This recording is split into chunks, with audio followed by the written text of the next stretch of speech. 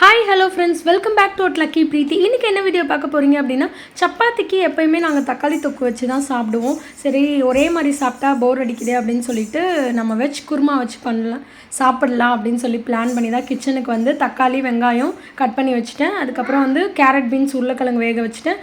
இங்கே வந்து தேங்காய் முந்திரி ஜீரகம் போட்டு அரைச்சி வச்சுருக்கேன் பேஸ்ட் மாதிரி. ஸோ வாங்க ஸ்டார்ட் பண்ணிடலாம். கடாய் வச்சுட்டு அதில் வந்து எண்ணெய் ஊற்றிருக்கேன் காஞ்ச உடனே. அதுக்கப்புறம் வந்து சோம்பு பட்டை லவங்கம் அதெல்லாம் போட்டிருக்கேன், கிராம்பெல்லாம் போட்டு ஆனியன் போட்டு நல்லா டீப்பாக ஃப்ரை பண்ணி எடுத்துக்கலாம்.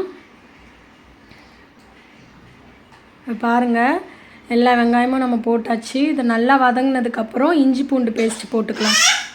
பாருங்கள், இஞ்சி பூண்டு பேஸ்ட்டும் போட்டு நல்லா வதக்கி எடுத்துக்கலாம். நம்ம வெங்காயம்லாம் எந்த அளவுக்கு வதக்குறோமோ அந்த அளவுக்கு நம்மளுக்கு குழம்பு டேஸ்ட் கொடுக்கும். இங்கே பாருங்கள், இஞ்சி பூண்டு பேஸ்ட்டு நல்லா மோஜ் ஆகிடுச்சு. இப்போ வந்து தக்காளி போட்டு தக்காளி நல்லா வேகணும் அப்படின்றதுக்காக கொஞ்சம் சால்ட் ஆட் பண்ணி நல்லா வந்து வதக்கி எடுத்தாச்சு.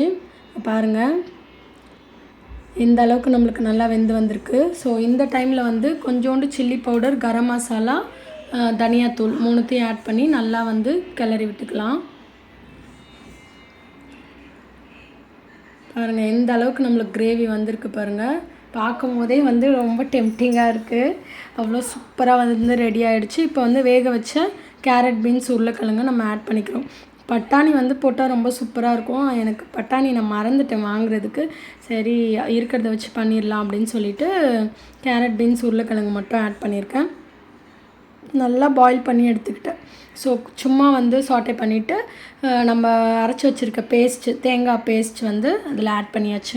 இப்போ நல்லா கொதிக்க வச்சுட்டு நம்ம வந்து சப்பாத்தி வந்து சுட்டு எடுத்துடலாம். ஆல்ரெடி பிசைஞ்சி ரெடி பண்ணி வச்சாச்சு சப்பாத்தி.